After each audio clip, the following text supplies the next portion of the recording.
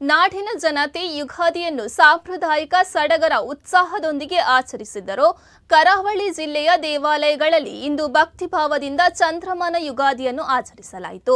ಮಂಗಳೂರಿನ ಹೃದಯ ಭಾಗದಲ್ಲಿರುವ ಶರಾವು ಮಹಾಗಣಪತಿ ದೇವಾಲಯದಲ್ಲಿ ಯುಗಾದಿಯ ದಿನದಂದು ನಂದಿ ಧ್ವಜಾರೋಹಣ ಮಾಡುವುದರೊಂದಿಗೆ ಜಾತ್ರೆಗೆ ಚಾಲನೆ ದೊರೆಯಿತು.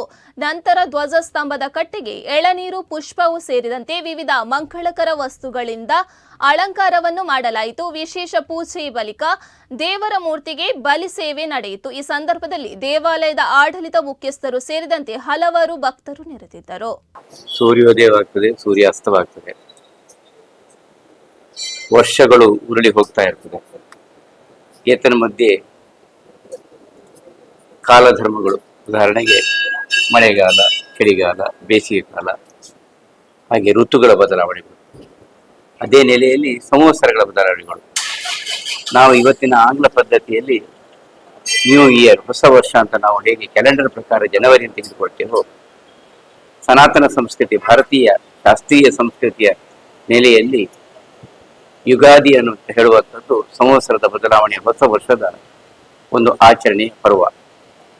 ಆ ಮುಖೇನ ಎಲ್ಲ ಹಿಂದಿನ ಕಡತಗಳು, ಹಿಂದಿನ ಎಲ್ಲ ವ್ಯವಸ್ಥೆಗಳ ಮುಗಿಸಿ ಹೊಸ ಮುಂದಿನ ವರ್ಷಗಳ ತಯಾರಿಯನ್ನು ಹೊಸ ಊಟದೊಂದಿಗೆ, ಹೊಸ ಚಿಂತನೆಯೊಂದಿಗೆ ಆಚರಣೆ ಮಾಡುವಂಥದ್ದು. ಪ್ರಕೃತಿ ಆರಾಧನೆಯೊಂದಿಗೆ, ಭಗವಂತನ ಆರಾಧನೆಯೊಂದಿಗೆ ಭಗವಂತನಿಗೆ ಸಮರ್ಪಿಸಿ ಇದು ನಮ್ಮ ಸಂಪ್ರದಾಯ.